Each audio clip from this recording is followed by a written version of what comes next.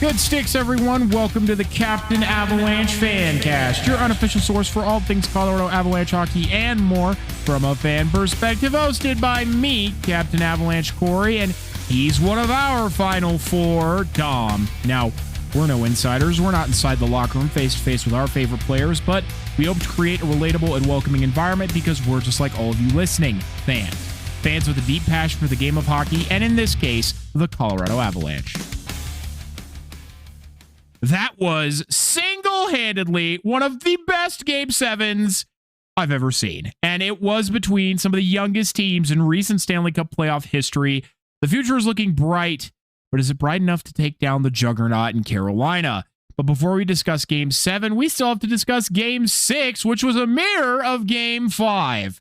But before we can even talk about the East, we have to talk about the West, and that's where your Colorado Avalanche and VGK are facing off in Game 1 of the Western Conference Final.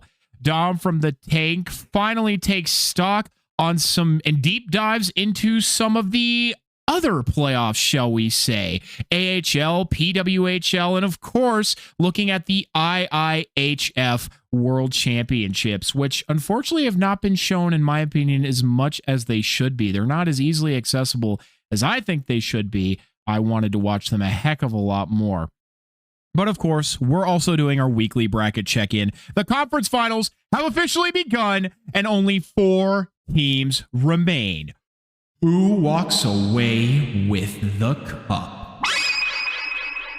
And if you like what we're doing here, and you're coming back every single week and you haven't hit subscribe, follow, whatever the button is for you on whatever platform you're listening on, well, we would super appreciate if you did. And the biggest thing you could do to help out this podcast is to share it, whether that's word of mouth or clicking that share button. Tell your friends, tell your parents, tell your brother, sister, dog, cat, whomever you think would get a kick out of this. Even if they're a fan of another team, I listen to other teams' stuff all the time to get their perspective on different events as well, because, well, it's always a unique one. People see games and events and players differently than we do, so it's always important to get that perspective. And if you think that this call to action doesn't work, it does. We do have a new few followers, so thank you to those of you who did, in fact, hit that follow, that subscribe button, whatever it may be. We really appreciate you. We love you, but we will go ahead and jump right into it. Avs versus Vegas. Western Conference Final, Game 1. There wasn't anything that I saw last night that proved to me that Vegas is a better team than Colorado. It showed me that this will be a tough matchup and not one that the Colorado Avalanche can take lightly. But I in no way believe this Vegas team is unbeatable and that the Avalanche won't be making their way to the Stanley Cup Final. It is still hard to now discuss today, even when I've had time to think about and process the game. It was a frustrating watch because you know for a fact that the Colorado Avalanche have much more to give than they did on Sunday night. That's not even to say they played poorly, because I don't think they did. I don't think there was a lack of effort, but as the team themselves said, whether it be from a player or the coach, there was a lack of execution. The game was not a clean one, and I've always said time and time again that hockey is a game of mistakes, and the team who makes the fewest and or capitalizes on their opponent's mistakes the best is going to win the hockey game. Colorado is a team that is talented and deep enough to force opposing teams into mistakes, and they did that twice against Vegas on Wednesday nights. But their own self-inflicted mistakes allowed Vegas 4 goals, where Vegas only gave up 2. Going backwards, the most blood-boiling part of this game for me was the empty net goal. I can deal with the loss because this is a series. It is not won and lost on a single game. However, I do believe the Avalanche could have tied this game. In the final 5 minutes, they did an excellent job hemming Vegas in. They did so well. They did that so well that they got a call and even got a power play where they were able to bring the game within 1. Then they had 2 full minutes at 6-on-5 to try and get the 3rd goal back for another comeback. However, for some reason, they allowed themselves to be out-hustled up the ice, negating an icing and allowing Nick Dowd, of all people, to score an empty net goal and silence the game. Unacceptable. Every aspect of that play was unacceptable and frankly gross to watch. Dom, will pass it off to you. I got to pace myself through this. Yeah, tough way for the game to end. When you get that goal late and it felt like shades of the Minnesota game where the Avalanche were swarming. Vegas was back on their heels. You score a goal late quickly on the power play, and now you're only down by 1. It was a lack of effort play. It was a sloppy play. And I mean, you're right. Nick Dowd should not be out racing anybody on the Avalanche back to a puck. That shouldn't be happening, period. Now, I understand Cale Makar's was out of this game and injured, right? And hopefully his shoulder is healing up all right. But that's no excuse. You were able to succeed without him at points last series. Last week, we were highlighting how well Devontae's played. So the fact that then Binner Memes is comparing Tays to Quinn Hughes' lack of effort on an empty netter in this playoffs it's an added stinger. I knew Vegas had the capacity to steal a game. I think as far as playing a game on the road, they did a good job setting the tone in the first period to make it a battle, to make sure the Avalanche knew that, hey, you're not just going to walk all over us. And I think that's what you have to do as a road team. So I hate the team. I don't think they're better than the Avalanche, but credit where credit is due for starting the game well to not let themselves go down early on the road. However, that doesn't mean they were the better team. They just made sure that it was a battle. So that's, I guess, what I'm trying to say, and agree with what you said, Corey. Just take an approach at it from a different angle. PK Subban stated that he thought the Vegas Golden Knights bottom 6 would bully the Avalanche's bottom 6. Clearly, PK forgot who was on the Avalanche's bottom 6, because I do not think that was the case whatsoever. Because the fourth line for Colorado, consisting of Jack Drury, Parker Kelly, and Logan O'Connor, was by far their best line Wednesday night, which is great when they are all performing well. Logan O'Connor generated numerous grade A scoring chances by himself. And the line as a whole went in and mucked it up in the Vegas zone numerous times. The issue, moreover, is that your fourth line was your best line. The top 6 lost the battle last night. Colorado's top 6 was beaten by Vegas's top 6. But people seem to forget that this is a 7-game series and that it isn't supposed to be easy. The Avalanche have had games like this already in the playoffs. Sometimes they still come away with the victory, like in the case of the LA Kings, but what they have proven time and time again is, even if they don't, is that they can respond after games like these, that they will come out today, Friday, and prove who they are. The Avalanche are not a one-and-done team. Not this year. There is zero reason to not have belief going forward that the Avalanche will adjust and respond in kind to the Vegas Golden Knights. Certainly so. And echoing what you said about the fourth line, I think the only team or the only group that was trying to outperform the fourth line was the Wes McCauley crew, because I felt like the fourth line got shafted on some of the calls going both ways. Either ones they didn't get or the ones that were called against them felt like that was, even though it was your best line, was still hamstrung a little bit. But we know Colorado's top 6 can be better and will be better. They're not going to have back-to-back bad games. Nathan McKinnon's pissed off, so every member of Vegas should be watching their back right now. Certainly so. Last point, and then we can free flow it from here, is ESPN was blatantly biased, and it wasn't even funny. Every analyst, aside from Mark Messier on the panel, chose Vegas to win this series one way or another. Not a single one liked Colorado's ability to win, despite what they had demonstrated up to this point, despite the fact that Vegas had to go through the Pacific. But the commentary the entire night as well, despite the fact that the Avalanche were the home team, was all about Vegas, continuously. And also about the fact that the Avalanche were missing Cale Makar. His absence cannot be and is not an excuse for the Avalanche losing Game 1. The Avalanche have won before in spite of Cale Makar's absence or in spite of him battling an injury mid-game, case in point Game 5 against Minnesota, where he essentially was just a body out there for most of the game and could barely function. The Avalanche as a team managed the 3-goal comeback, or in Game 1, where he missed nearly an entire period. Yes, Cale Makar is an invaluable player to this team, and they are better when he is on the ice. You cannot argue that. Same as Vegas is better when Mark Stone is on the ice. But Vegas won despite Mark Stone being out because they're a deep team. And the Avalanche have the ability and the depth to win despite Cale Makar's absence. I anticipate him back tonight, but if he's not, they have to have a game plan to account for that.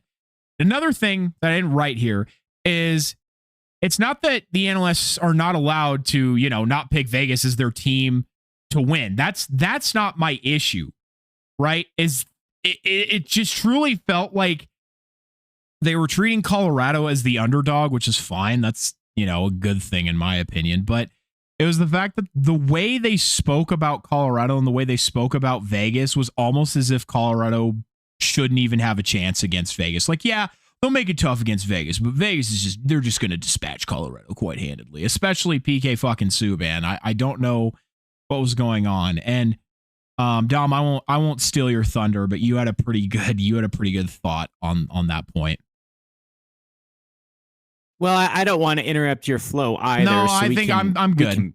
Go we can for pass it. it back and forth as needed here, but I do think it's an overcorrection.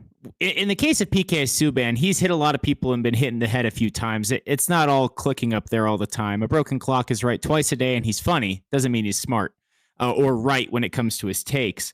Backtracking, I think it's important to note how much of fan votes across all kinds of different polls were in favor of Colorado and how much neutral fans were choosing Colorado as the lesser of two evils, because I think I sent it to you, but apparently Colorado is the second most hated team by number of states in the entire league, second to only Vegas, of course. And so I guess in a way I was a little bit surprised to see so many people wanting to root for Colorado, backing them, since y'all are the President's Trophy champs and therefore the Goliath equivalent. I know I sent this one to you, Corey. I had two different takes that I thought were worth sharing. But on the other hand, Vegas is no David. They've been far too successful in their limited existence and have done so in the most cutthroat, cold-hearted, business-minded manner that just doesn't have a heart of hockey in it. I think people would secretly kind of like to see a President's Trophy curse broken also, just to remind them that it can be beaten. So even though y'all are the heavy favorite, or should be the Avalanche as the heavy favorite, in a way, the Avs could have that curse factor that also makes them an underdog. And like you said, Corey, being an underdog or being perceived as an underdog is not a bad thing. Obviously, it's also mostly fuck Vegas, but I really do think subconsciously a lot of people would like to see and believe that winning the regular season matters and it means something. And so for that reason, neutrals who are struggling who to pick should be rooting for Colorado.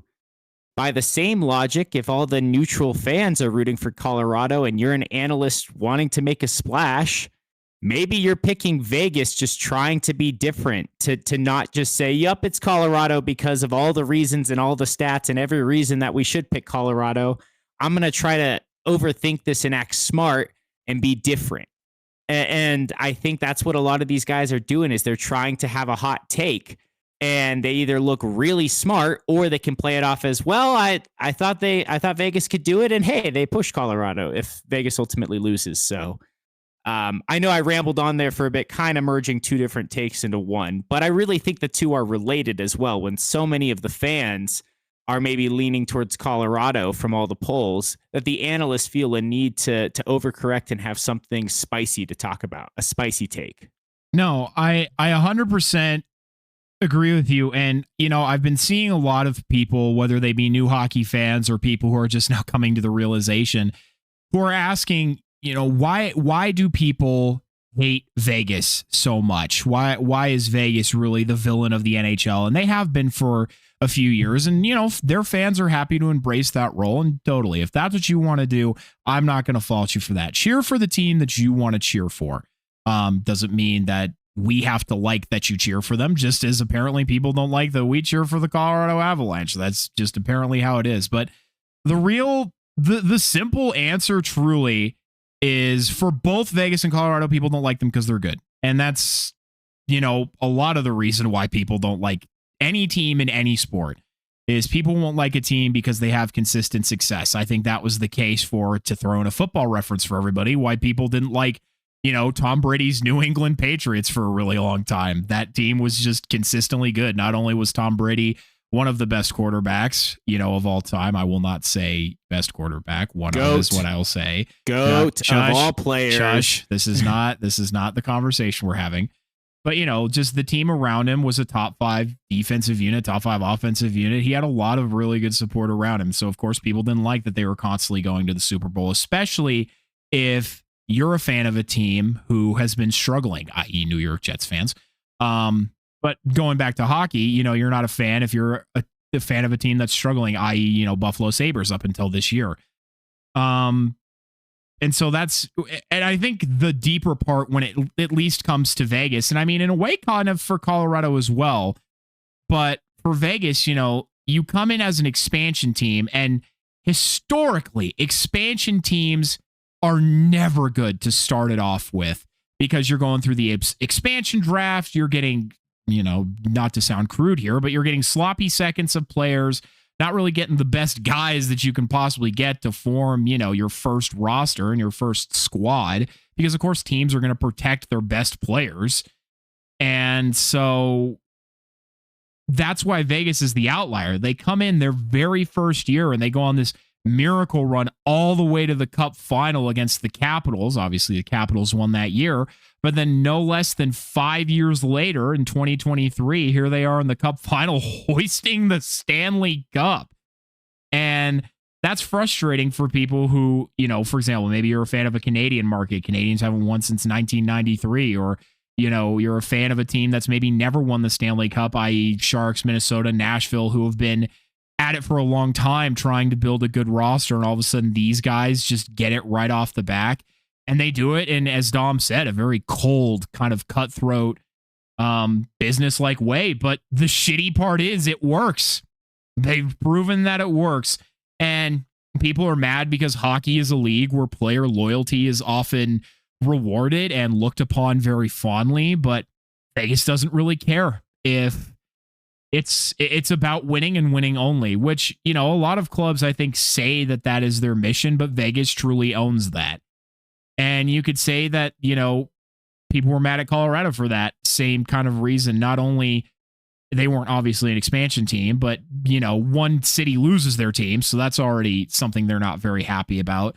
And then they take players from said club, add a couple more to them, and then win a Stanley Cup in their very first year. And I'm sure people, don't like Colorado now because they get a lot of media attention now. You always want your team to get coverage. You always want people talking about your team. I can say that as somebody who sits here and talks about his team. I'd like to talk about my team because I feel like my team needs more coverage, but I fully acknowledge the Avalanche get a lot of coverage, but that's because, first of all, they're very good. They have been very good for, almost a decade now, ever since their dark days of the 2016-17 season. And then from there on, they've been a perennial, not only playoff contender, but now Stanley Cup contender. And I'm sure people are sick of hearing that, not to mention they have 2 of the best players in the league. So, for those who are often wondering why I think teams get hate, I think that's kind of the, introduction to that. And I mean, sometimes there's personal beef with it. Like, obviously, I have personal beef with the Dallas Stars. That's why I don't like them. Obviously, the Dallas Stars are the least liked by the Colorado fan base. Duh. But yeah, I think I've ranted about that long enough. What I'll leave it off with is my conspiracy theory that I fully support and believe in, and that's about Vegas fans, and that I fully believe in the fact that Vegas fans, not all, but some, that I truly believe that there are some out there who think that the game is like scripted, who think it's like a Vegas show. Like they literally think it's like an event. So they believe that the game is scripted. And so they just think, oh, well, if it doesn't go our way, yeah, it will next time, because that's just what the script says. Not like typical sports scripting. I'm saying they genuinely think it's like a show with like a script, a real script. Everything in Vegas is a show, right? Exactly. So why wouldn't that be? Exactly. And I'll say this before I go on my rant, and I'm gonna not gonna say what we would say about Rico, because Vegas becoming a team brought new fans. Rico was not a hockey fan before Vegas came in, and he was living in Vegas, and so he truly had a team, and it got him into hockey. So even again, as I'm about to go on the rant, it they still served value for the league. The expansion was still a good thing. Another market of dedicated hockey fans was a good thing, and it probably played a role, all of those fans in Utah, for why Utah could eventually have a market. Seeing those ratings, seeing the amount of people trying to watch, helped us now have the Utah Mammoth in all likelihood. So every team that comes into the league has the potential to add value.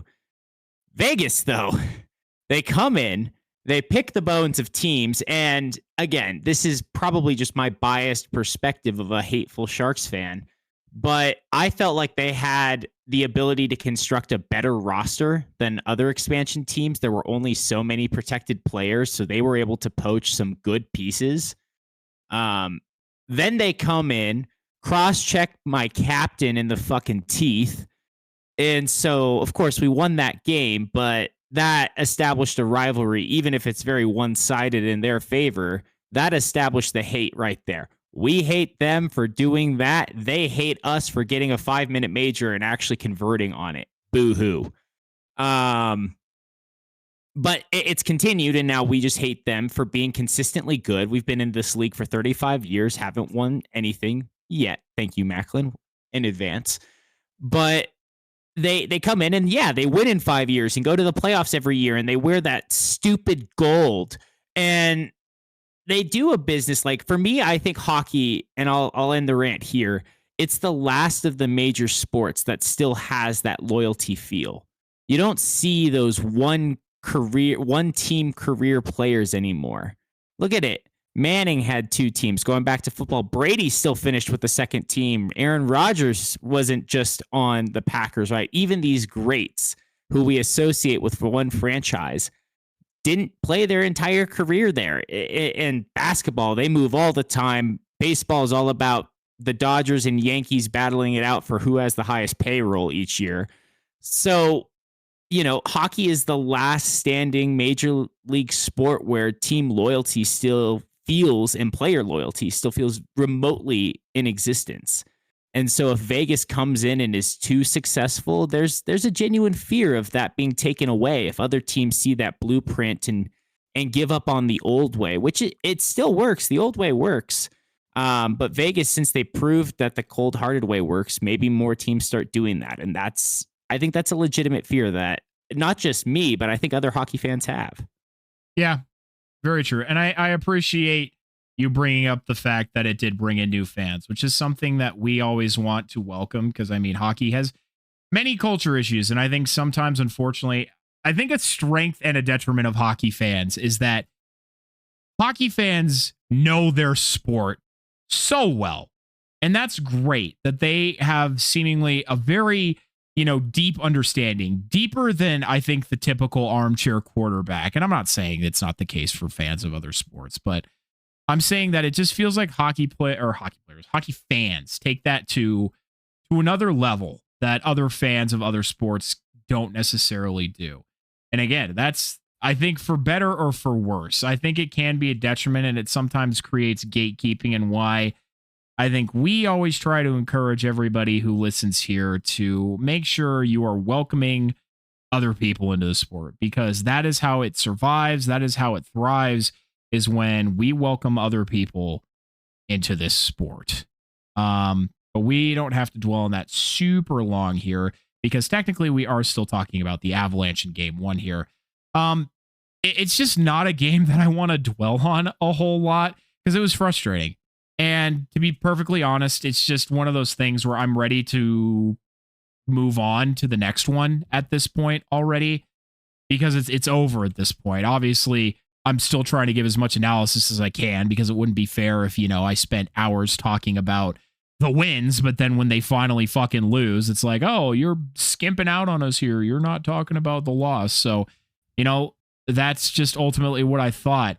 And Vegas ultimately just played the cleaner game. They got the better of the Avalanche in this one, but I truly believe that the Avalanche can continue to win. And I do think, unfortunately, there has been some fear that has been festered by, media outlets and other media members, where it's like, I'm hearing more people be afraid of the Vegas Golden Knights. And I'm like, why? You should have been more afraid of Minnesota. There is nothing here to be afraid of in Vegas. They are just a fucking team. And you have to beat them just like you would have to beat everybody else.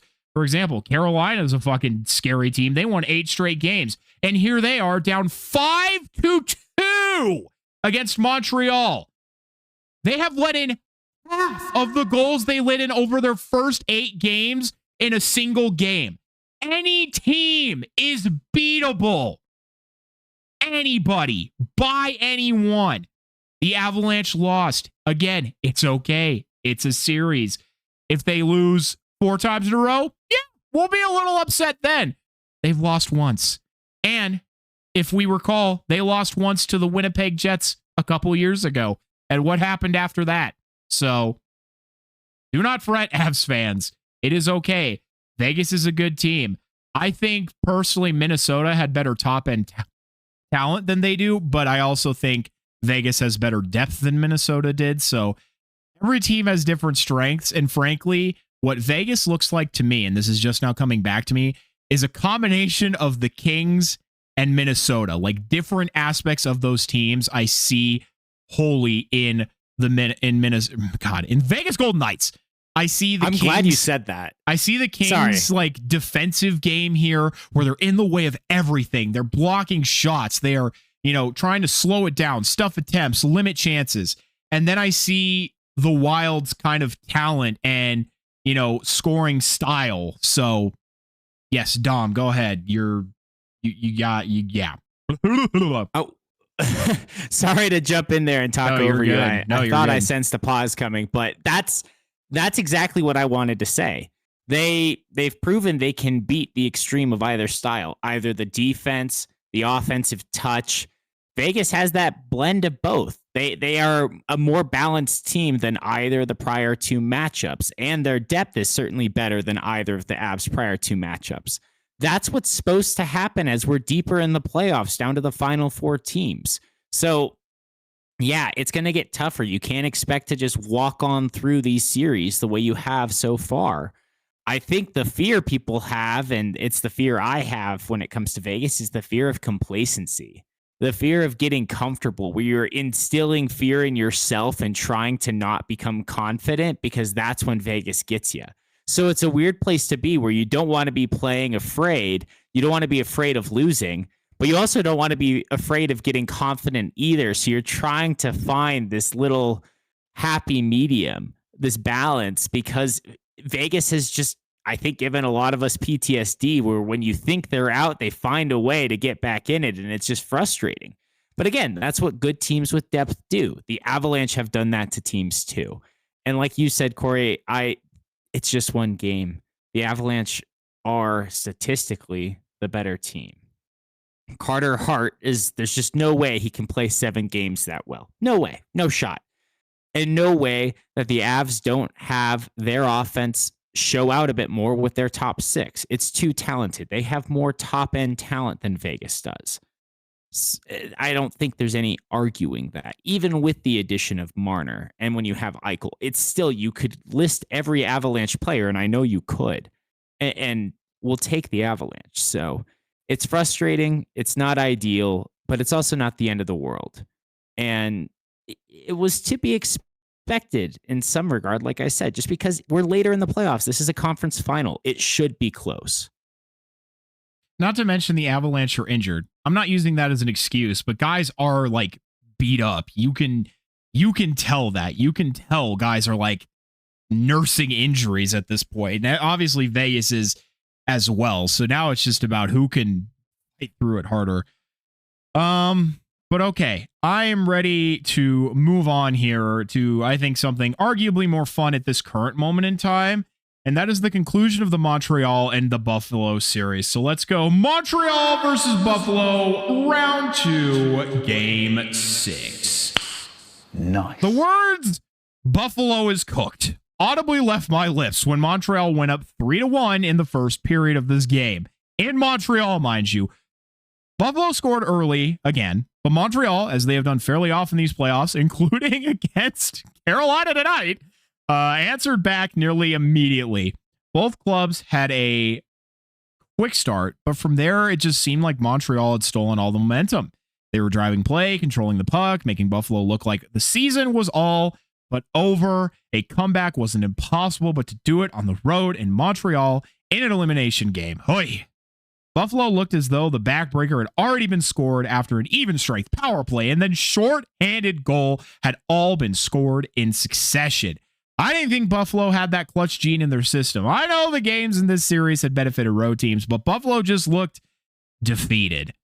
But then they made it 3-2 going into period 2, and that is where things got interesting. If you told me that after that first period that Montreal would score 0 more goals and Buffalo would proceed to score 6 more unanswered in addition to the one they got right before the period's end, I wouldn't have believed you. But that's playoff hockey, baby. Buffalo finally got their own power play going, which had been a detriment to them throughout these playoffs for at certain points, including period 1 when it allowed a shorty.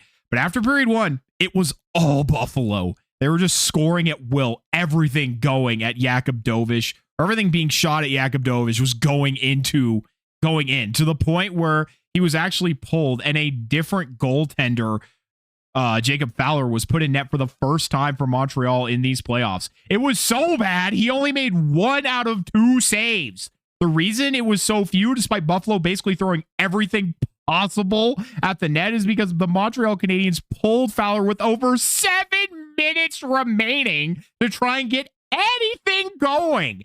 And even then, they could not beat Ukko-Pekka Luukkonen, which is insane because UPL didn't even start the game. It was Alex Lyon who let in 3 goals and what eventually was registered as 4 shots for a .25 save percentage. But he and UPL had both he and UPL have had up and down playoffs, but locked in when necessary. But the goalie change really worked for one team, and in my opinion, didn't happen soon enough for the other. If I recall, I believe they mentioned that this was the first game in Stanley Cup playoff history where both tendies were pulled. This game basically had me believing that anything could happen in Game 7, and boy, is that an understatement of how that ended up going. First on, Game 6. Well, I recall needing to get the update from you because I was at a concert while Game 6 was going on. So I missed all this action live time and had to follow along with the highlights. Hey, I was living my best life. But I mean, I don't know what it was with Buffalo all series. Whichever goalie was sitting on the bench at the start of the game was the better goalie when called upon. This was not the first time in this series, whether it was Alex Lyon or UPL who started, one of them gets pulled, the other one comes in and puts in a solid game. So I don't know what's going on there with those two, but they were both like, no, I don't want to start. Put me on the bench, coach, and then call me when you're ready. But wow, talk about a blast off out of nowhere in an elimination game on the road. Corey, I have to ask, this is 2 rounds in a row that Montreal has lost at home in Game 6. They've lost 2/3 of the games played in Bell Center so far this playoffs. Have we overhyped that home ice advantage they have? Because I think, if I'm doing my math right, they've only won at home twice this entire playoffs. I don't know. I think it really just depends on the team, truly. Like, if you look at the Avalanche, I do think home ice advantage matters, despite them finally losing their first game at home yesterday. Like, if you're looking at a Game 7, I know for a fact that the Avalanche wanted to make sure that they are the ones at home in a Game 7 scenario. And who knows, that might be what happens here, or they'll go and gentlemen sweep Vegas. So we can't really say, but to be honest, no matter what, the Montreal atmosphere is a big one. But I think, yeah, sometimes it can put extra pressure on teams. It happened to the Avalanche, as we talked about last week in the 2022 playoffs. So it can sometimes be daunting to get a big win in front of your own home fans at a time. So, I mean, I don't think it's all fruitless. I do think that the Canadiens have the ability to still win at home. They just need to figure out how to kind of not stare into the bright, bright lights of Bell Center, of Centre Bell in Montreal. And I think you make a good point because this is a young team. So the pressure of playing in front of a home crowd, if you're trying too hard, I know Buffalo mentioned that. Going into game 7, and we'll transition here momentarily, they were staying in a hotel across the street from the arena to make it feel more like a road game because they had played better on the road without the pressure that they put on themselves to perform and to put on a show for their home fans rather than just going out there and winning. And so it's very possible with how young Montreal is as a team that they're doing that as well, even if it's subconsciously. It's just crazy to think. We think it's one of the best barn like home ice advantages in the playoffs, and yet they've won 6 of their 8 wins have come on the road in Tampa and Buffalo, no less, which is very impressive. Here they come out on the road against Carolina. It's now 6-2. So road warriors for Montreal, I guess. That's been a surprise to me. I didn't pay enough attention to that, or even if that was a pattern in the regular season. I'm just so excited here because post discussion on game 7, I had like some pre-scout analysis for this series here, and I'm going to look like a fucking wizard. And I promise everyone here that I typed all of this before this game happened because we were watching the end of it as we were recording here. I have the edit notes to prove that fact. You're all going to think I'm fucking hockey Nostradamus right now. It's fucking insane. All I know is you need the "You're a wizard, Harry" quote in there, that soundbite, because you're a wizard, Corey. Shadow Wizard Buddy Gang. We love casting spells. Just leaving the gap there for the sound. Nice. Awesome. As I bang my elbow on I heard that desk. and I was like, are you all right? I heard the bang. I was like, what the fuck was that? The quiet pause, and then I just so happened to bang my elbow right in that moment as I take out my Bluetooth earbud for the game. So funny. But how about it? Let's just go to game 7, and then you can drop how your predictions, because I can vouch that these did happen in advance from us just having talked about this. Sorry everybody, I just got a brownie dropped in front of me. I am fucking hyped. Oh my goodness, a brownie. Let's go. I also made them, so if they're shit, it's all my fault. Fair enough. So I'm sure they'll be good. Hopefully these are not like hot ass, so we'll find out. And you know, with my tummy fucking bothering me the way that it hopefully these are not undercooked. They look okay. Hold on everybody, we're gonna sample the brownie here live on air. We'll see if I did a poop ass job on these. Let's see. Insert right. delicious soundbite. No, I have great news. I did not do a poop ass job on these. Yay! Wow. Yeah, those are solid. All right. Not as awesome. Not as cakey as I would like. They're a little thin. I'm definitely a big fan of like cake style brownies. Not really a fudgy brownie kind of guy. I'm a cake style brownie guy. But I'd be with you there. Too much chocolate, I feel like, in the fudgy style ones for my own taste, where it just gets very rich. Which is funny because I like chocolate. I like rich stuff, but no, like if I'm having a brownie, I want it to be thick, kind of fluffy, little airy, cakey. Yeah, no, that is the way to do it. I'm not saying fudgy is wrong. I'm just saying that is my preferred brownie. Hey, personal preference. Nobody can tell you you're wrong either. Exactly. And I'm with you on this one. Exactly. But anyway, let's talk about Montreal versus Buffalo Game 7. The second Game 7 for Montreal. Now, this was a Game 7. It had everything. High tension, high stress, high action, high event gameplay. To start, I felt that both teams were terrified. Being young clubs with that many players and only their first or second Game 7 ever, especially with the fact that Montreal could have closed it out at home, the two teams, at least initially, were scared to lose this game. And I felt this was reflected in the way they played. Montreal once again got out to an early lead with some good bounces 5-on-5 and intelligent passing, and lost coverage on the power play. 2-0 Montreal after period 1. But once again, Montreal failed to get any mid to or late game scoring. If this trend continues, I like their chances against Carolina less and less. Well, they've proven me wrong. But with that 2-0 lead, Montreal seemed content to try and stuff the Sabres from there, but the Sabres weren't content themselves to let that happen.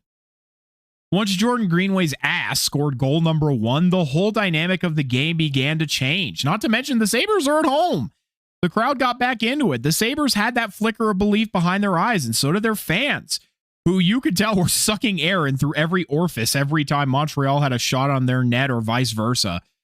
Buffalo started to push and push after their first goal, and suddenly every play resulted in the puck being on their sticks, in Montreal's zone and on Jakub Dobish. In fact, towards the end of the second period, I was certain Buffalo would tie it right then and there, but somehow the score remained 2-1 in favor of Montreal. If Montreal could just close it out, just hold on, they had the win. But Buffalo had other ideas. In the third period, it was the Buffalo Sabres versus Jakub Dobish. The Montreal Canadiens could do almost nothing to stop the infliction of Buffalo's will. Buffalo was not leaving this period without, at bare minimum, the tying goal, which they got from their captain, Rasmus Dahlin. Then the Sabres simply didn't stop from there. To give you an idea of the discrepancy, Buffalo outshot Montreal 24-11 in periods 2 and 3. It required a true game-saving, game-stealing performance from Jakub Dobish, who ended the game with a 1.68 goals against, .949 save percentage, and a 2.39 goals save above expected. That's also about what Carter Hart had against the Avs, for anybody wondering. The biggest tell, the Sabres should have won this game by 2 goals or more. But Jakub Dobish, while he bent, didn't break, saving 37 on 39 shots. He was about as cool as you could be and had the supreme bounce back after a bad performance in Game 6.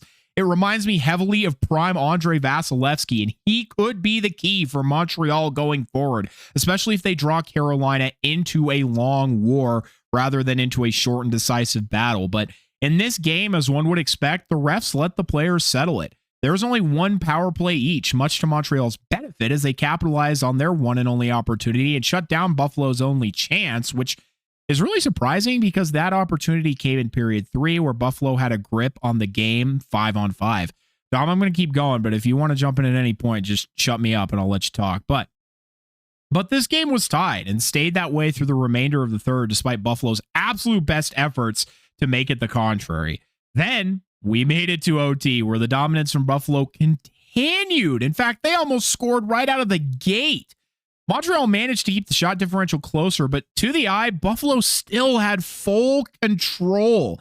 I said that whatever goal wins this is either going to be a complete nothing burger or the most beautiful goal you've ever seen, and I was leaning more towards the former, and wouldn't you know it, that's exactly what happened. Montreal finally gets a brief break up the ice with plenty of Buffalo defensemen back, and who else but former Av Alex Newhook fires it from range and beats Ukko-Pekka Luukkonen cleanly, and that was it. One play, one shot, one goal, and it's over. Montreal takes it in sudden death OT and moves on to face Carolina. But Alex Newhook was a fucking dog in this series. He finished second only behind Lane Hudson in scoring with 6 goals and 7 points, which included the goal that mattered most. You have to hand it to Buffalo, though. They truly gave it everything they could give. You can argue that they should have won this game. They didn't deserve to lose. Montreal was just lucky, but the reality is they're the ones going home. But if this is just the baseline, then Buffalo has an insanely bright future with deep playoff runs ahead and some more incredibly exciting series like these. I hope this team continues to make it to the dance because they gave me some S tier, and all of us, some S tier playoff hockey to watch. It is sad they have to go now, but I personally am happy that Montreal is moving on. I will pause there. Yeah. Man, you said it. Should doesn't matter. Shoulda, coulda, woulda, didn't. But Buffalo was by every metric other than goaltending, I guess. If you take Dobish out of the equation UPL and was you still just talk so skaters, good in that game, though. well, yeah, but I'm just saying if we talk skater stats, Yeah.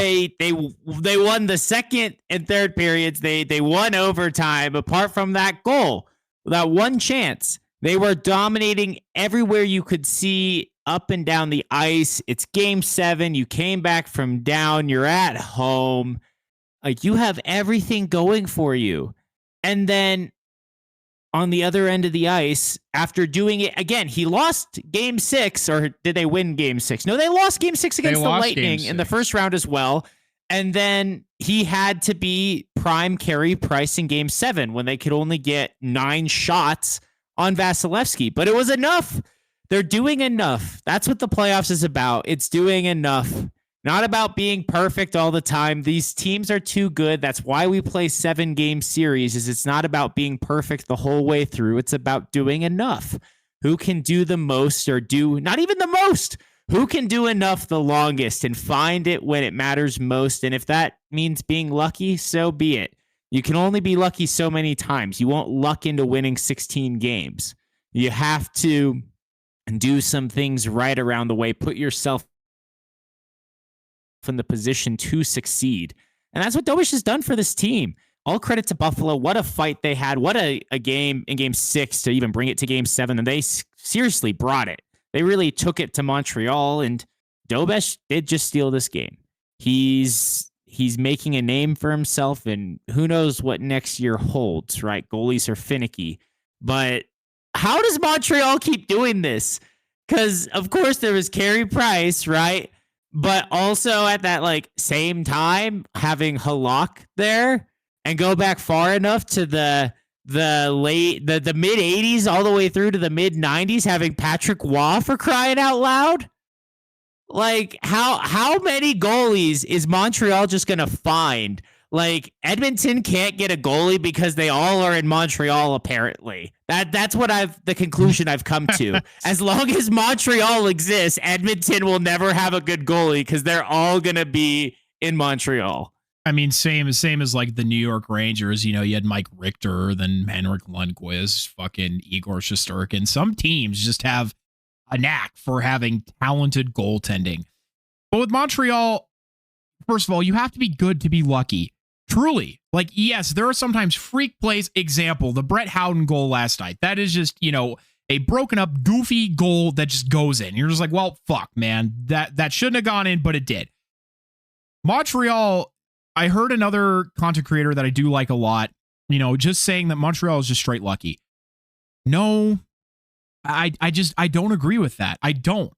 Especially after tonight's game. Montreal is not just lucky. They are doing plenty of things correctly. Even if to the eye they are getting dominated, there are still clearly things that they are doing right to keep them in the game. Yes, Dobish has stolen the show a couple of times, but it's still, hockey's the ultimate team game. It's still a team win that gets you to the end of it.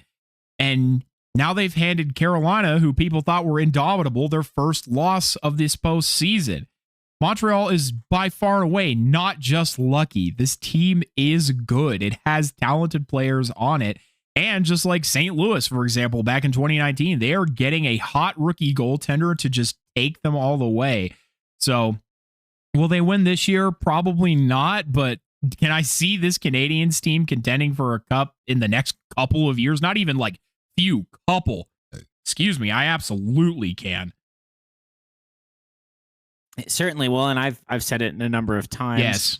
That the Canadiens and Sharks are on a collision course. Maybe they meet the Ducks at one point here as well, since both of those teams might just be a year ahead of the Sharks, right?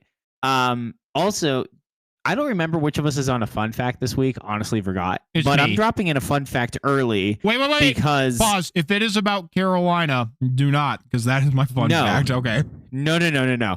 I'm talking about this history of good goalies.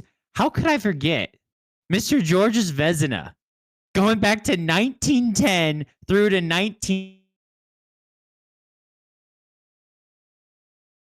So they named the trophy after him for a reason. This history of good goaltending in Montreal goes all the way back to the beginning. So had to bring and drop that one in there just as a follow-on to what I said previously. They have literally always just been great goalies. Not just in the past like 30 years. Always been great goalies. Sorry, Dom, we lost you there partially. You said 1910 from when for Mr. George Vezina? 1910 to 1926. 16 years as the goalie. And, you know, it's the Vezina trophy for a reason. So that just tells you from there, the last thing I said was it's not just the past 30 years of great goalies. They've had it sit in their entire history. This is what Montreal has done. They have just found the best goalies. It's incredible. Completely. Now then, here are my overall thoughts on Montreal versus Carolina in the Eastern Conference Final going forward, as snatched from a text to my dad that I think summarizes it nicely. So there you go. Another bit of proof that this happened before this game won tonight. Here's what I said. Well, I personally thought leading into Game 7 that Montreal will be able to play the Hurricanes better than Buffalo could. What's helping Montreal is they are getting a lot of depth contribution from their forward group, but not as much from their defense. Guys are scoring up and down the lineup, which has been critical since their top guys have been shut down, which Carolina will do.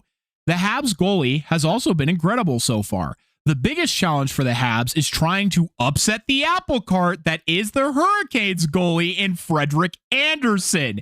If they can get 2+ past him every game, they have a better chance. But he hasn't let in more than 2 in any game. The Hurricanes don't win in a high-scoring style. It is a slow, methodical, and patient shutdown. They don't need a bunch of goals because they can win without that because they can just shut it down. That being said, they also really only have one productive line right now, which hasn't hurt them yet, but could be a danger against this Montreal team. It's too early for me to call it at the moment, but I think Montreal will at least hand the Canes some losses, if nothing else. To add to that thought now, coming from my lips right now, is in addition to that fact that that Carolina is not necessarily a high-scoring team because they can score a few and shut you down from there. Should Montreal, say, get 4 or 5 goals into the net, it is a very difficult mountain for Carolina to overcome because then they can't sit back and play the shutdown defensive style that they have been.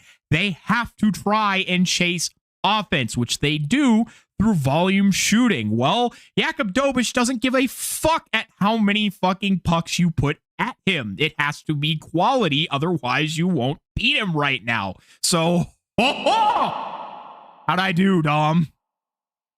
Oh, you were cooking. I didn't want to interrupt at all. I'm saying, though, I said hockey Nostradamus right there. You were on the money with how Game 1 went. We nailed it. We don't even have to recap Game 1 next week. There's your Game 1 recap written by Corey in advance. He's clairvoyant. So please, when you figure out, tell us who is the one putting the hex on Freddie Andersen, that he allowed half as many goals in this as he has the rest of the playoffs. He had allowed the same number of goals in one game as he has in each of 2 entire series. Why? What happened? I don't know. Corey, I gotta know, is the fun fact about the matchup the number of games in their prior series? Because I really want to drop that one if it isn't. It is not. Okay, so I saw this. Apparently, someone did the research on social media. I don't remember where I first saw this. I'm sorry. I would give credit if I could recall. But apparently, teams coming off of a 7-game series when matching up against teams who are coming off of a sweep are 7-1 in the NHL playoffs in the conference finals. So numbers say Montreal's going to win this thing. Wait, repeat that to me one more fucking time.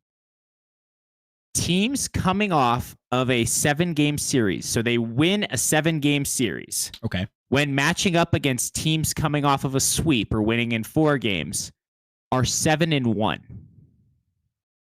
Wow. Wait, in that 7-1, 7-1 in the following series, or just in game one? 7-1 in the following series. When a Oh, team shit. that played, when a What? team that played 7 comes up against a team that only had to play 4, the team that played 7 is 7-1 in those series. That is such a fucking niche stat because that situation happens so rarely. But Yeah, it's 8 times. 8 times. Yeah. That's it. and I mean, in a way, that really just might be a strength for Montreal in a weird way that they've played more hockey. They're more comfortable in their groove. They're more in their game plan. Like, I don't know, but that's such an interesting historical data point there. Huh. Okay. If that doesn't settle the rest versus Rust debate, I don't know what will. This series Wow. could settle that debate once and for all. Yeah, truly. So I'll be very interested seeing how this goes going forward, because if Montreal takes game 2, then everybody starts to panic in Hurricane Land. If the Hurricanes can at least tie the series going back to Montreal, I think there's a bit more of a rest easy mindset there. If Montreal steals game 2 in Carolina, that's when I think they start to go, oh no. Oh no. I mean, as they should, right? You don't want to go down 0-2 after playing 2 games at home. That's just a no-no. That's a big no-no.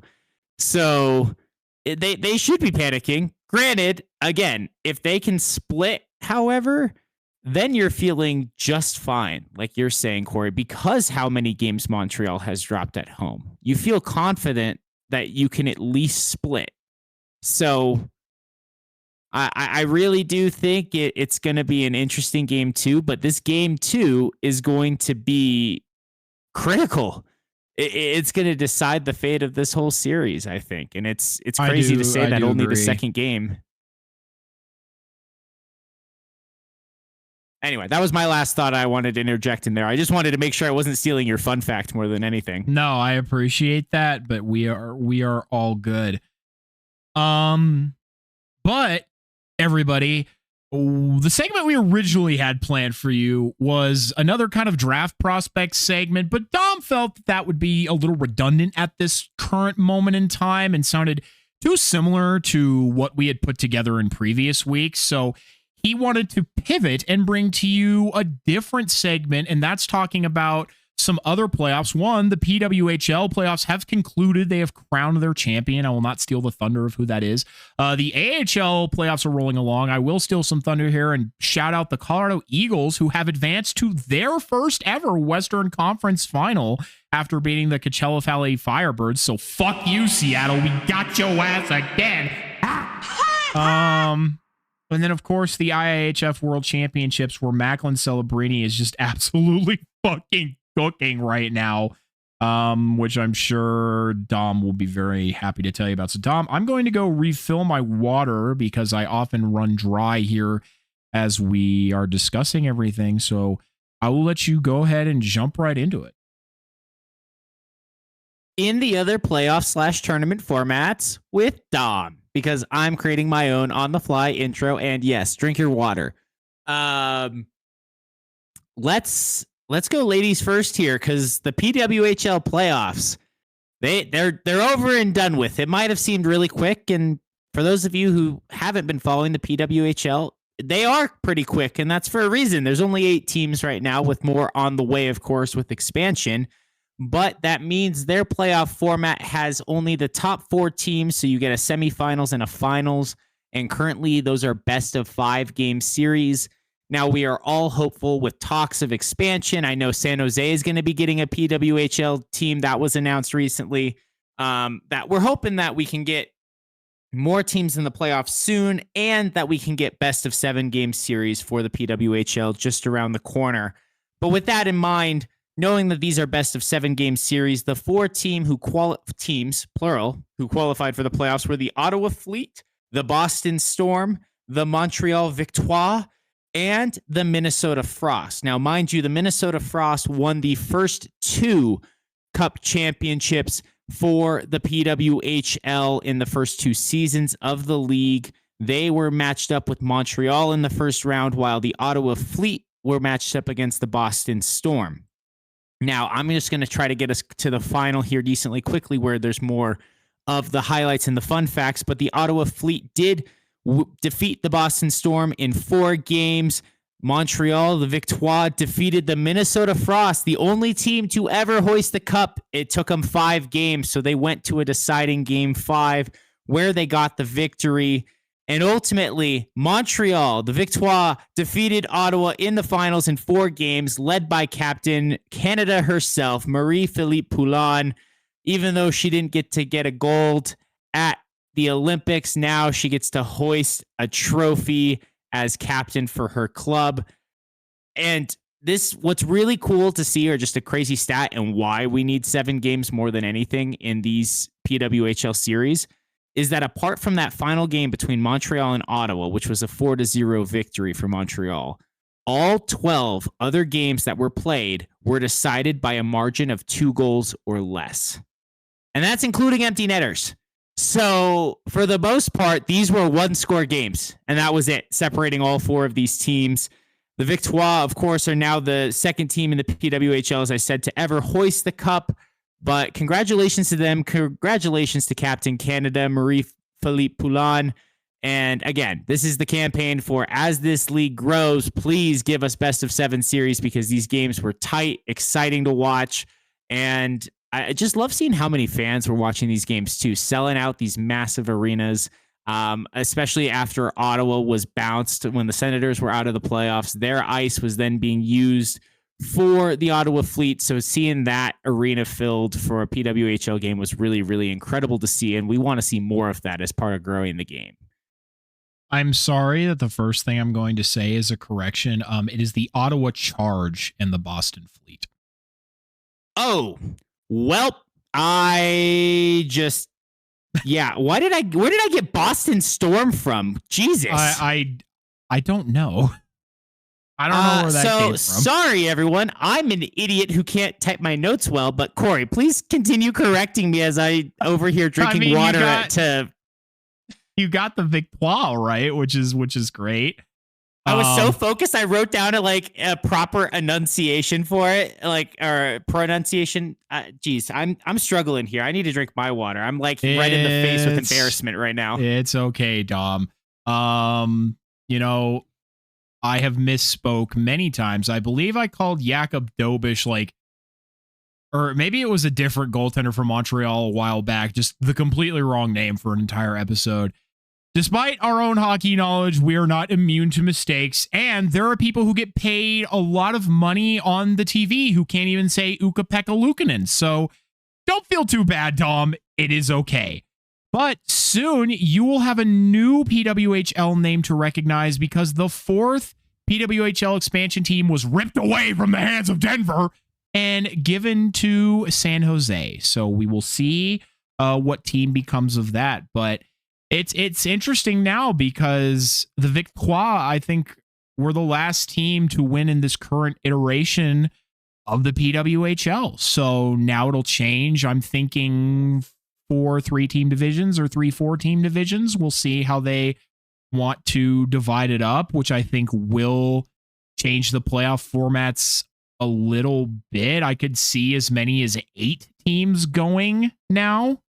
So we'll see how they decide to change it up going forward. But I am super, super glad that the PWHL is expanding. And just as you said, I'm glad it's getting the viewership, the attendance, because it's just awesome. I love that the game of hockey is growing in so many different ways. And I am continuing to campaign and hope that Denver gets a team. We want a team. I don't know why we lost out to fucking Vegas of all places, but give us a team. We want a team. Yeah, I'm sorry. San Jose was announced before Vegas, so I'm pretty sure San Jose did not. San Jose was announced last. Really? Okay. Yes, well, then it was rumored throughout, but they were announced last. They were the most recent. Okay, because I've been hearing that rumor from Brody Brazil for months now, so I just thought it was a done deal. San Jose was getting one, especially with how much excitement's in San Jose, and there's the space for the team. It's also California. Of course. But Denver, there's no reason Vegas should have a team before Denver. Zero. I agree. Nada. And I'm holding out. I'm not going to commit to the San Jose. Sorry, Sharks fans. I'm here in Colorado now. My home team is going to be for the PWHL Denver when they get a team, because it's not if, it's when. They deserve a team. They're going to get a team, and we're manifesting this because we want a team. So I'm going to hold out, and I'll be with all of you Denverites rooting for that team whenever it joins. But more than anything, however they adapt the format for the league with how the divisions are, and if that affects the number of teams who make the playoffs, if there's hopefully not a bye structure. So I do think if they're going to jump from 4, it would have to be to 8 realistically. And maybe you get 2 wild cards, the top 2 from each of 3 divisions, and then a wild card from, or the top 2 teams from there. Who knows? And so we get an extra round. I just hope that if they do that, and if they're trying to do a transition, maybe the first round series is a best out of 5. Maybe even the semifinals stay that way. I just think they should have a cup final that's a best out of 7 with how close these playoffs prove to be. Like I was saying before, I mean, you had a max possible of 15 games and you had 13 games. And they were all, for the most part, 1 possession, 1 goal games. So it proved just how close and competitive it can be, and why that they should be getting longer series if the league can make that happen. So that's my main hope looking forward. It's not just more teams and more fans, of course, but as far as how the playoff product looks, more games. Yeah, I think that is totally fair. But yes, I think it will be something in the vein of what you have just described, but we will see as we kind of continue on here, and as the sport continues to grow. So yeah, it's great. It's great all around. Everything is awesome. There's totally nothing wrong with the culture of hockey. Everything is awesome. Oh man. One step at a time, I suppose. Yeah. Rome wasn't built in a day, and we'll keep here manifesting the good and trying to bring the positives of hockey to all of you who join us each week, who we are immensely grateful for taking the time to listen to our little show and believe in us, supporting us. But with that, Corey, unless you had more you wanted to add on the PWHL, I was going to transition to the AHL. I do not have more to add. So yes, please, by all means, let's kick it over to the AHL. Well, like you said, Corey, I didn't realize it was for the first time in their history, so that's cool. We should try to see if we can go to a Colorado Eagles game. I know. It's I would really financially affordable. I would really love to. Well, I'm now going to look into that. But they are the first team into the Calder Cup Conference Finals after defeating, as you put it, the Coachella Valley Firebirds in 4 games. So again, best out of 5 series for these AHL rounds as well, at least early on. They, as of when we started recording, were awaiting the winner between the Chicago Wolves and the Grand Rapids Griffins. However, Chicago did win tonight, so that means it will be Colorado versus Chicago in the Western Conference Final. On the Eastern side, we have a 2-2 series with a deciding game on the way for the Wilkes-Barre Scranton Penguins against the Springfield Thunderbirds, awaiting their opponent between the Cleveland Monsters and the Toronto Marlies. The Marlies and Monsters have played 1 less game in their best of 5 series, so that Eastern Conference Final could take a few more days, or it could be decided as soon as a day after you hear this, when Game 5 is played between the Penguins and Thunderbirds on Saturday. Now, I didn't go back for a ton of history, but I didn't know this, Corey. Maybe I don't pay attention to the AHL enough, but I did not realize that the Chicago Wolves were not affiliated with the Blackhawks. Wait, they're not? They're not. Do you want to have a guess, or do you want me just to tell you who they're affiliated with? No, I'll take a shot. Well, I would assume that has to be a Western Conference team. Would I be correct in that assumption? Nope. Huh? I know, right? Okay, wait. I actually do think I know this. Isn't it? No, it's not Washington. Oh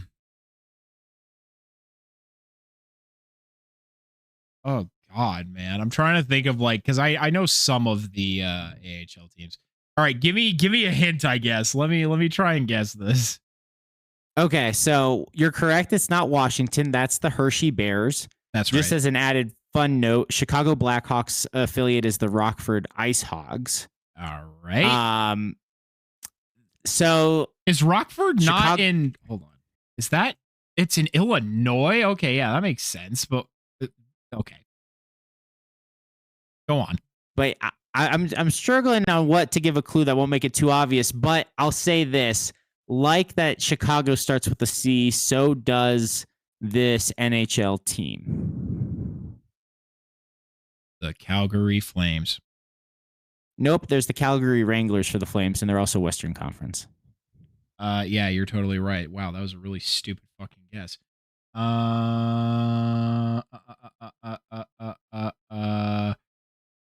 Okay, well, it can only be one of 4 possible options. Is it the Carolina Hurricanes?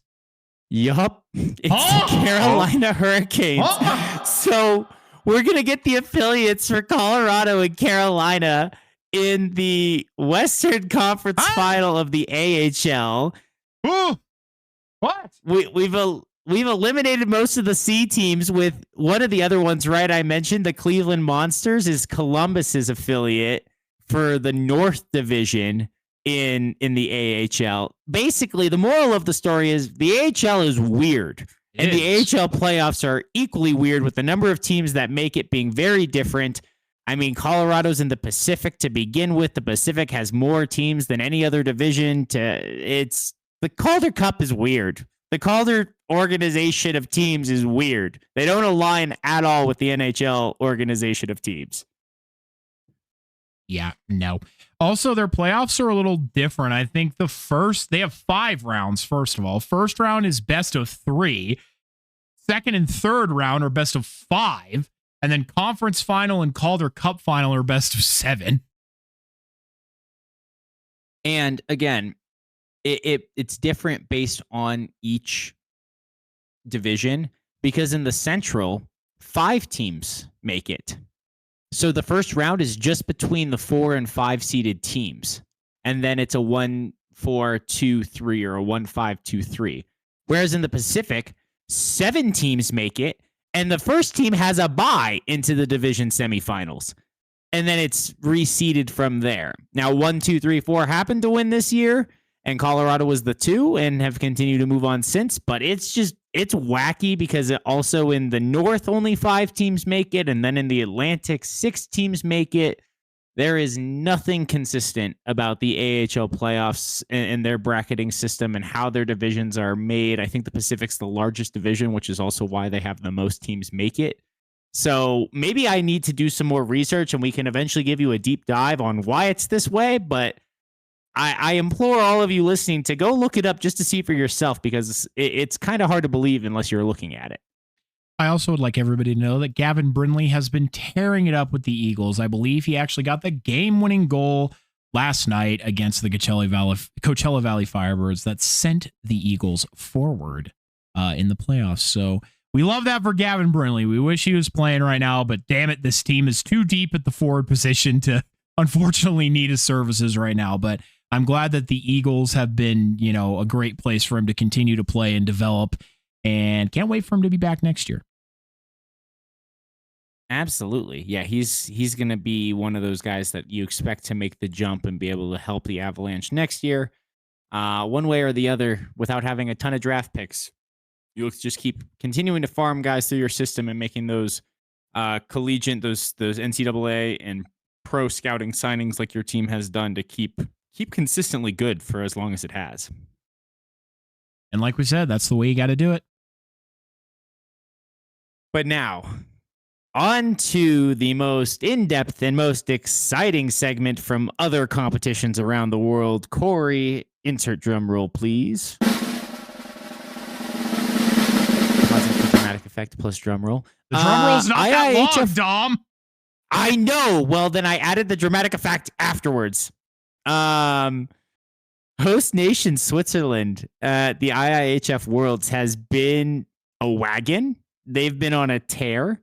Undefeated, 5-0 thus far in group play, including a win over the US in both teams' opening game of the tournament, and a 9-0 pummeling of Austria, who has been a bit of a surprise in their own right. I'll get to here shortly. They are currently joined by Finland, who is 4-0, with both of those teams having a stranglehold on the top of Group A, of which the US is a part of. I'm gonna pause there for a moment, Corey. Do you want to have anything to talk about for either Switzerland or Finland? I wish I did. I just haven't been able to keep up with this tournament, I think, as well as you have. So I'd say keep rolling forward, because now you've got me hooked. I did not realize Switzerland was on such a tear, and that's always fun with the host nations doing well. It really is. And like you said before, I didn't realize, but I did some research. Apparently, it is really difficult just with the way the media rights are to get the games here in the US. If you're a Canadian or know how to get Canadian streams, apparently Sportsnet and TSN have both had them. So it's been a bit easier to get those games in Canada. But in the US, it's only one game at a time and only on NHL Network, which is harder for me to figure out and get. I don't have access to it in any form. So for all the streaming services that I typically use for ESPN Plus or TNT and things, you'd think, especially on these nights when the NHL has a night off, that they would be showing us as much from the Worlds as they could, but no. So anyway, I have not been able to watch all of this. I've had to try to catch highlights after the fact, or honestly box score watching, just to see what Macklin Celebrini's up to. But I'm going to stay in Group A, where I hinted at, I mentioned it, but in third place currently is Austria. Currently 3-0-1, so that's 3 wins, 1 loss, for a total of 9 points, and 0 of each of overtime wins or losses in the middle there. Had a surprise start to the tournament to start 3-0. Wins over Great Britain, Hungary, and Latvia before that massive loss to Switzerland. So now this was a surprise, and they were some of the talk of the tournament because Austria is not a team that's necessarily well known or having shown out before, not a team that was in the Olympics when you think of the world stage of hockey. So to come out 3-0 against teams that are more, not to be unreasonable, but in that, let's say, bracket 2 of world pedigree of hockey, was to send a statement. And Latvia was in the Olympics, and so that win for Austria is huge. But the real test lies ahead through with group games, because after playing against their rival Germany, right, they share a border, before finishing out their group play against Finland and the US. So the way the IIHF Worlds are set up, you have these 2 groups, A and B, each of 8 teams. So as long as they can beat Germany, at least get like a point or preferably 2 or more points from that game, I think Austria has still positioned themselves well to move on, because top 4 teams move on. Switzerland and Finland are running away at the top of the group. And Austria has almost double the amount of points that the US has through the same number of games right now. So if they can just handle their business in one more game, and who knows, they get a head-to-head with the US. That could be an impactful game. But they've put themselves in a good position to get to move on to the quarterfinals potentially, which I don't necessarily know what team I was expecting to come out of this pool. This was the weaker pool where Switzerland, Finland, and the US were expected to move on. But the remaining 5 teams of Austria, Hungary, Latvia, Germany, and Great Britain, it was a little bit open. Maybe Latvia or Germany would have been that favorite to take the number 4 spot. But it looks like Austria has put themselves in a really good position to potentially take that. Always an interesting development. I think I'd be more surprised if it was somebody like Great Britain. I mean, Austria isn't known for their hockey superpower, their hockey might. And again, I think you're right that they are benefiting from a slightly weaker pool, a slightly weaker US and Finnish team. But, I mean, still always good when a smaller country is able to kind of surge ahead and maybe some other athletes start to get recognized going forward too. I think that's always the biggest thing. It's like sometimes, and I mean, that's how it was back in the old days of the NHL, where a lot of these European countries were ignored for a long time until they really started to make a statement on the international level. So same thing here. Absolutely. And that's what we want to see. We want to see an expansion potentially in the Olympics, or seeing different teams potentially qualify, see foreign nations expand to 8 or more in the future, just see more international hockey in general. And Well, that's we why will I have love the World Cup of Hockey that I think has 8 to 12 teams. How could I forget about the World Cup of Hockey? But yeah, this is the surprising one with 16 as well, where I did not realize Great Britain had a hockey team. I didn't either. They are 0-4 with a goal differential of only 4 goals scored and 19 against. So performing about as well as anyone could expect, in all honesty, but they're still there. I didn't know they had a team before now, so that's something. That's progress. And again, we want to see the game grow. Hockey is for everyone, so love seeing more teams in it in general and seeing them putting a team out there on the ice, right? Italy getting pummeled at their home playoffs, or their home Olympics, sorry. But they're still trying to build. They're trying to build a program, build a team. Having a team at all, even if it's not a good one, still gives hope for the future for kids who want to play hockey, who want to spend their lives training for it, to have a chance that someday there would be enough of a developed program that they could be a part of. So every team has to start somewhere. Every country's got to start somewhere. So it's great to see teams like Great Britain, who we haven't seen before, be here and be playing at the IIHF Worlds. Yeah. Couldn't have said it better myself. Well, you hinted at it, Corey, and this U.S. team is weaker. Some of the NHLers they have on their team, like Matthew Tkachuk, aren't really helping them either. They lost their opener 3-1 versus Switzerland, as I mentioned. Turned around and destroyed Great Britain 5-1, which is, again, to be expected. But then flipped back from that and got demolished by Finland 6-2. And like you said, Corey, this is a weakened Finnish squad compared to what we saw at either Four Nations or the Olympics, right? You don't have all the NHLers here. It's not the same pedigree. Even from World Juniors, this team is just not quite at its maximum level of dangerous. So the fact that they still took the U.S. out to the woodshed is concerning for American hopes in this tournament. Granted, I'm all behind Macklin Celebrini this time around, so maybe it doesn't affect me as much as usual, but for all of you homers out there, the U.S. are legitimately underdogs in this tournament. Because then in their fourth game, they barely escaped with a shootout win over Germany. Germany, a game that should never be that close, a team that they fully handled at the Olympics. A Germany team without Draisaitl, mind you, almost beat the U.S., forced it all the way to a shootout. So right now, the U.S. has 5 points through 4 games. That's not good. That's not good. They have 1 win, 1 shootout win, and that's where you get the 2 points for an OT or shootout win, because thank you, IIHF. Please teach Gary Bettman the way of the 3-2-1-0 point system. He will never learn, but wouldn't it be nice if he did? No, he will never learn.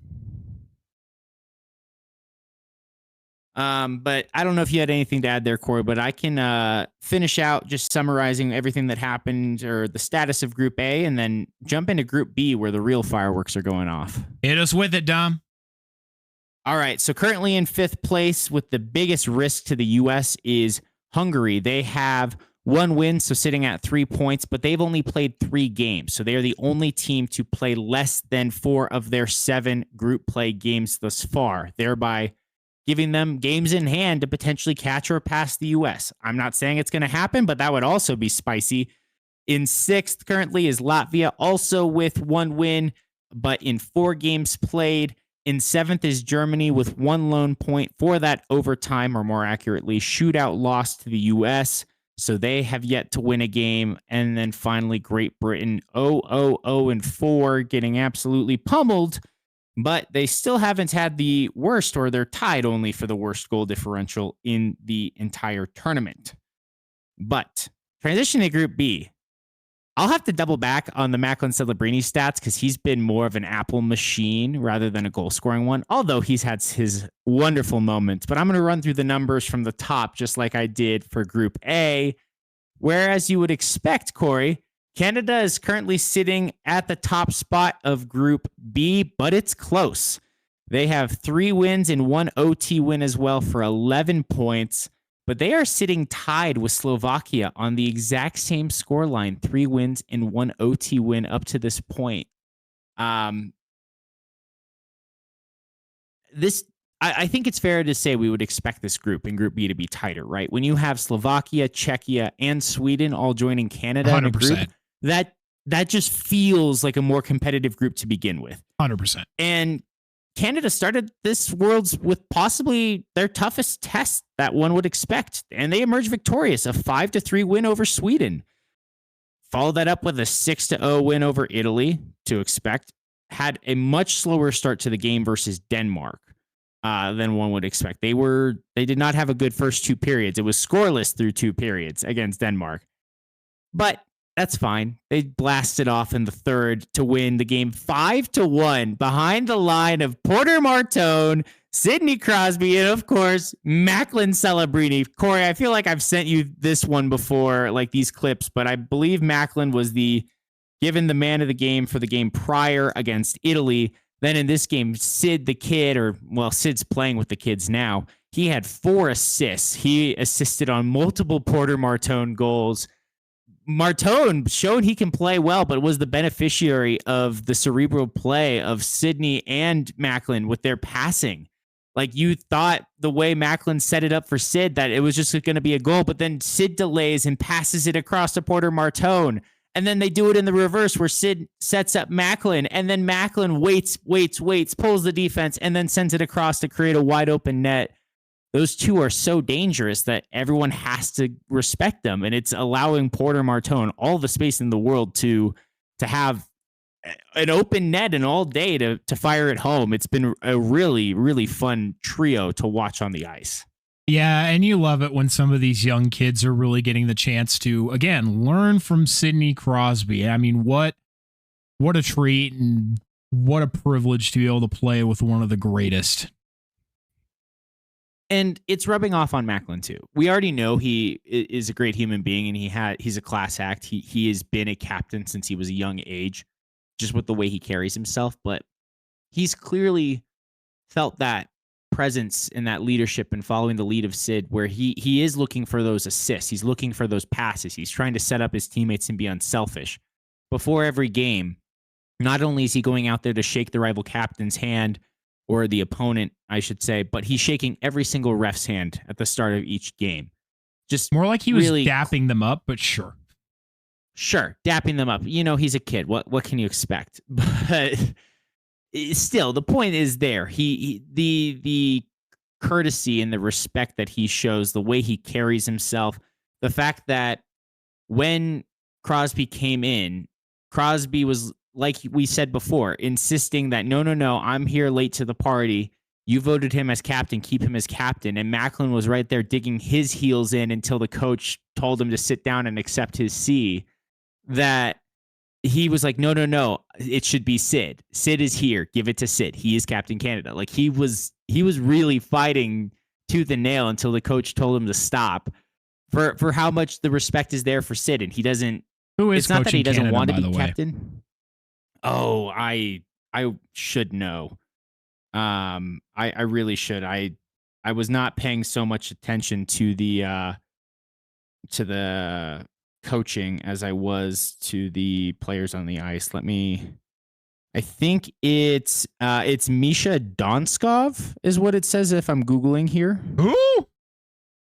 Exactly. I'm trying to find out more.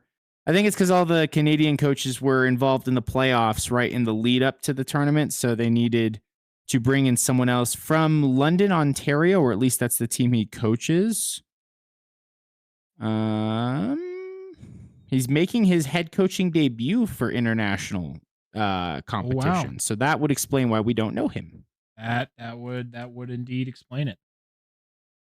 But yeah, it's just been Macklin being a class act. Macklin learning from Sidney Crosby, like you said, Corey. Also, the opportunity for Porter Martone to learn from both of them in a way, but especially both of them getting the chance to learn from Sidney Crosby.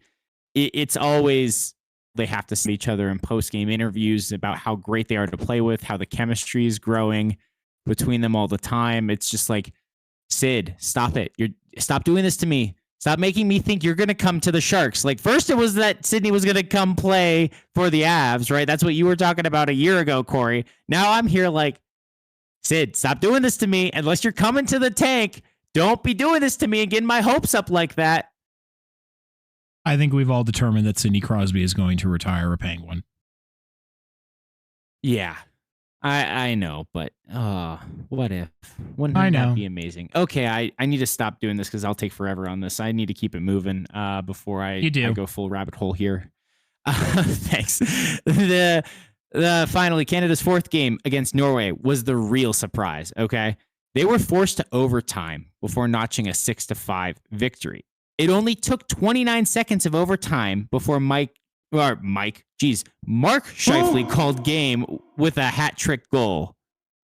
So Scheifele scored the first two goals of the game for Canada. So let me back up. This was a back and forth game. Canada went down 2-0 against Norway early. Then Scheifele ties it back up with 2 goals of his own. And then it's back and forth the rest of the way. Canada needed a game-tying goal with the goalie pulled and the extra skater out there. And they finally got it at a minute 39 left to play in regulation. But Norway was less than 2 minutes away from winning this game against Canada.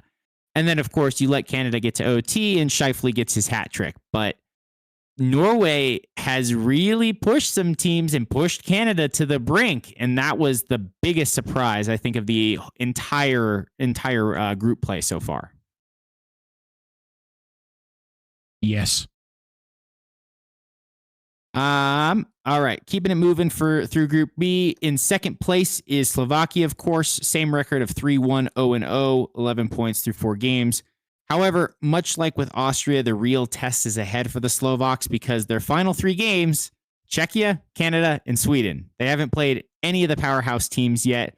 They did get the win over Norway, who has seemed like the best challenger from the outside of those powerhouse 4 that we would have expected. So we'll see if Slovakia, I mean, they're in decent position, but again, this group is much tighter. So they're going to need to win at least one of those games.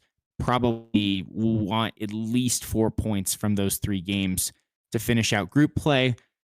Czechia sits in third with a 3-0-1-0 record. Their lone loss coming in an OT shocker versus Slovenia, who has proven to be a tougher opponent than perhaps many would expect, though that is their only win to this point.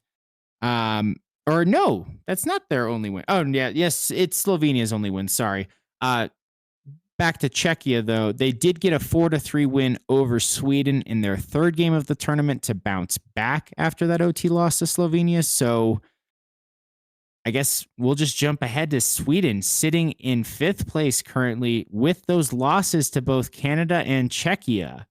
So it's not like their losses are coming to bad teams, but they are in 5th place and at risk of not moving on to the quarterfinals. They do still have 6 points in 4 games. It's not like they're far from a quarterfinal spot, but that they have the teams that they came in expecting to compete with, they've lost to both of them so far. So that doesn't bode well for their seeding or their chances of feeling confident going into single elimination knockout rounds. The good news is, of course, that they do still have Italy left to play. That's their next game. It can be a get right game for them. But the bit of the bad news is the Norwegians, who have been playing really well, who I'm going to talk about next, that's the next team after that for Sweden before finishing up against Slovakia. And Slovakia has proven troublesome to Sweden on the international stage of recent years. So that'll be interesting and might prove to be a must-win game for one or both of those teams to determine who's moving on to the quarterfinals. But like I said, the big Corey, it has to be Norway sitting 4th in Group B, this group of death. They're ahead of the Swedes, 7 points. They have 2 wins, 1 OT loss as well, forcing Canada to overtime. Nobody had that on their bingo card. Open group play. It was a close 2-1 loss against Slovakia. So Slovakia, who's been this underdog team that gets all of our hearts going, Norway took it to them and really gave them a heck of a game. They've been getting great goaltending. They followed it up with consecutive 4-0 wins over Slovenia and Italy. So clearly setting themselves apart, much like Austria did, from the bottom half of the group and putting themselves into that hunt for a spot. And you push Canada to the brink in your 4th game. You're sending a message that you're not here just to participate, and you could make it to the knockout rounds and could make noise. I think Norway, despite playing in the more challenging group, also looks more dangerous than Austria. Like, if they do find a way to grab a spot, they could prove troublesome and not just go to the quarterfinals, but maybe further. But again, it's hard in this format.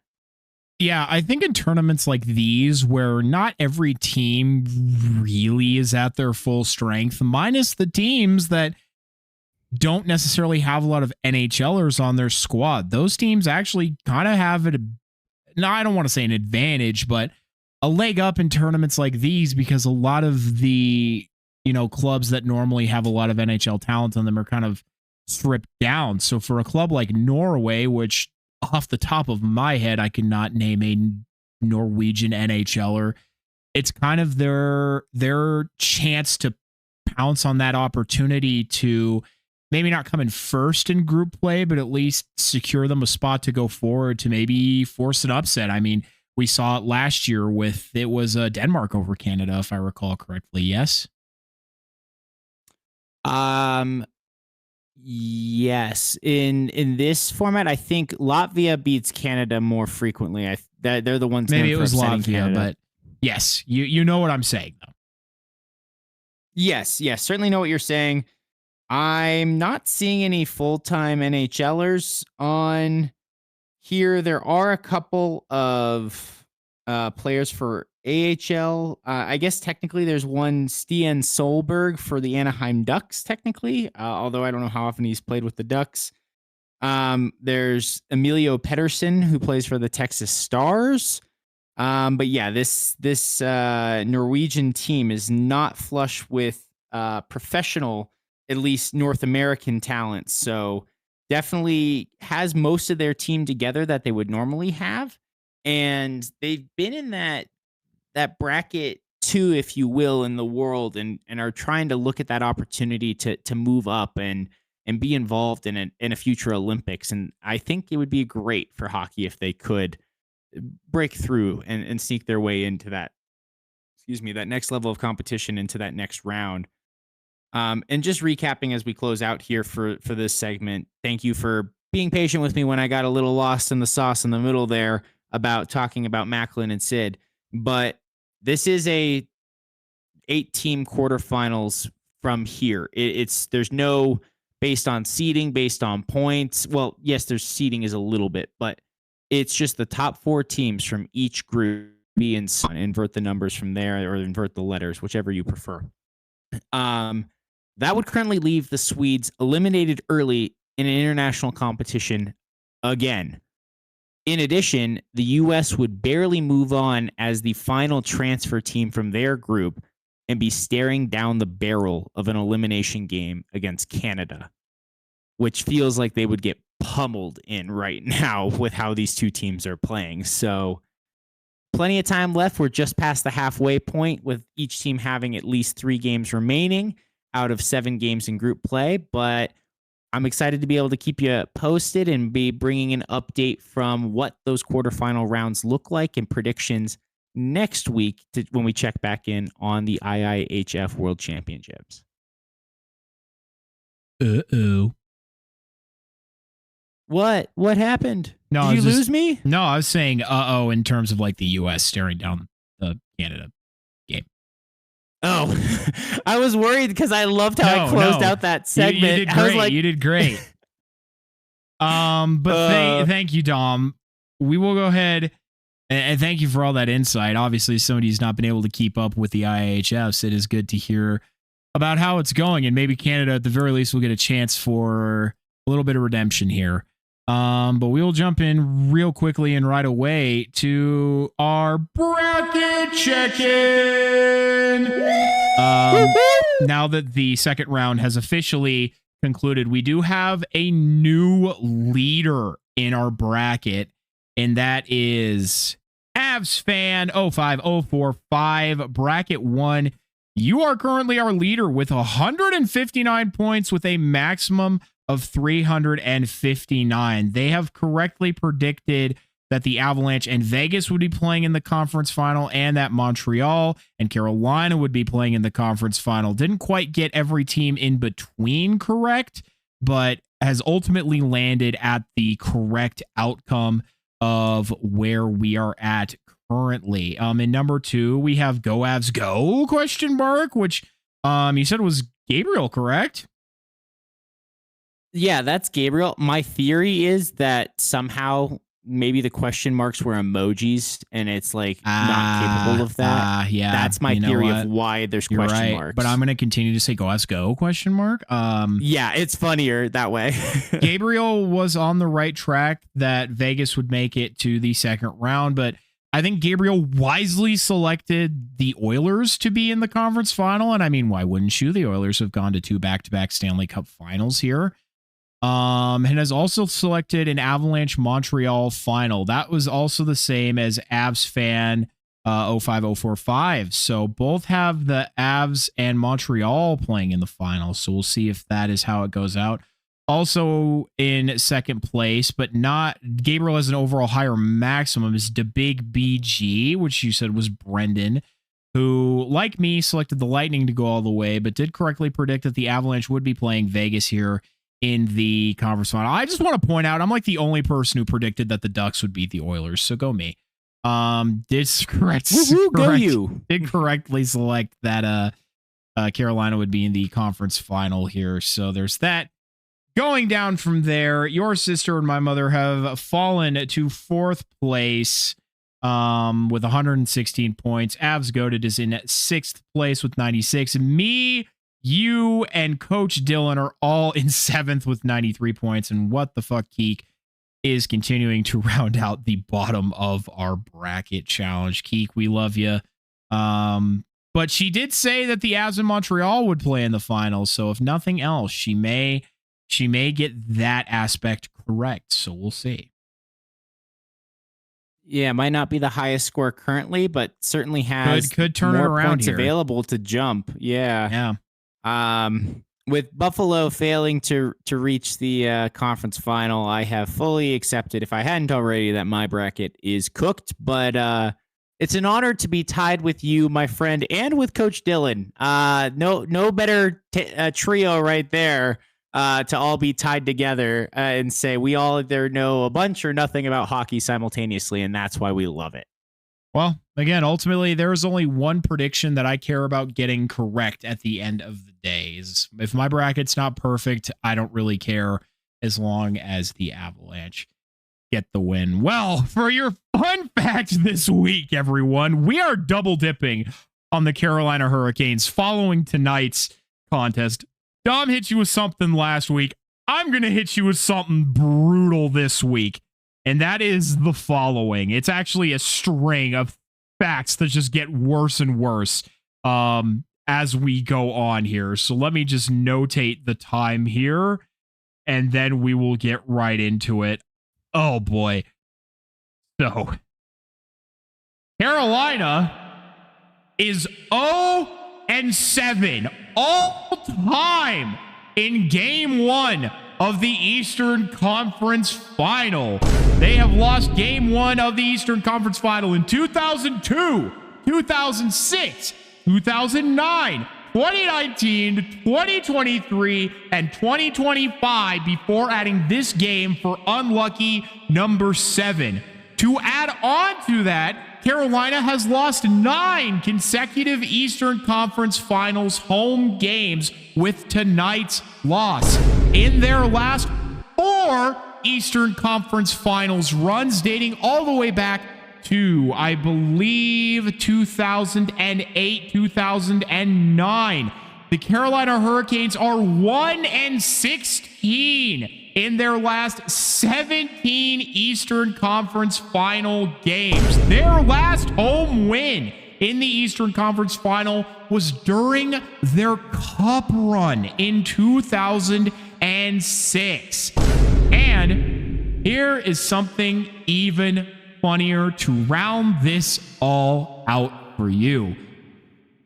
The last time that the Canes lost at home this year was March 29th. Against who, Dom? The Montreal Canadiens, who swept the season series. The Montreal Canadiens. So we will see if Carolina can somehow overcome history going forward. But it's genuinely fucking mind-boggling how that has continued to happen. It's mind-boggling that now, counting tonight's win, Montreal is 4-0 against Carolina this year.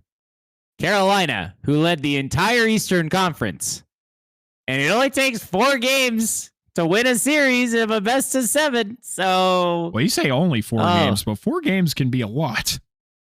It could be a lot, but I mean, yeah, they've already won 4. They've won one of the ones for this series. They only need 3 more, and they're 4-0 so far. So again, I didn't think Montreal would make it here, which is why I felt confident in Carolina. But if you picked Montreal to win this series and go to the Cup final, you're looking incredibly intelligent right now.